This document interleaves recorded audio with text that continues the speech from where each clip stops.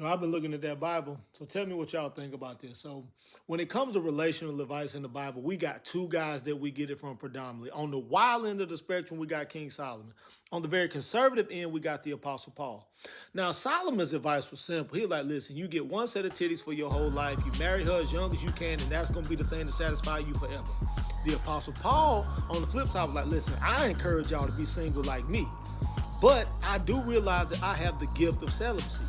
Celibacy, a lot of people in our generation think is abstaining until I get married. But celibacy is, in fact, abstaining from marriage for the sake of the kingdom. So if you're celibate, you've been given a gift to remain single forever. If you're abstaining, then you're waiting until you get married to have sex the right way. Now, Jesus comes in and he kind of validates them both in different ways. Matthew 19, when the guys are talking to Jesus, they're like, man, who can divorce their wife? And Jesus is like, that ain't how it was in the beginning. Like I'm telling y'all, the only reason that you can really divorce your wife is if she's committed some level of adultery that resembles some type of prostitution.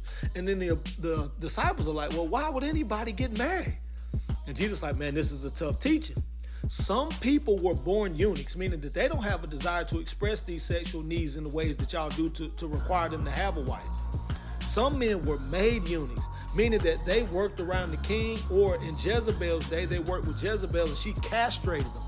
So these are men that have had their manhood taken from them so that they're not tempted to want to take somebody's woman. And then finally, there are those who are choosing to be eunuchs for the sake of the kingdom, which is the Apostle Paul in practicing celibacy. Apostle Paul says simply, listen, if you have a desire to have sex, then get married, because it's better to marry than to just burn with lust. But we don't like that because it's too practical. It doesn't tickle all the fancies that we have around romance. Well, Solomon gives us the tales of romance. And I heard Darius Daniel say something that was amazing. He said, when you don't adhere to the teachings of Proverbs, then God has to give you Ecclesiastes. So sometimes our desire to feel and be in those romantic type relationships where we get all the things that we prefer, they lead us astray. So the Apostle Paul and Solomon both have the right orthodoxy. They're thinking the right way about the scriptures, but they don't both have the right orthopraxy, which is the right practice. So they're thinking right, but they're not doing right, which causes them to not feel right. The feelings is called orthopathy. And a lot of us have the same struggles. We know what to do, but we don't do what we know, so we don't know how to feel about it. The orthodoxy is right, the orthopraxy is off, therefore the orthopathy suffers.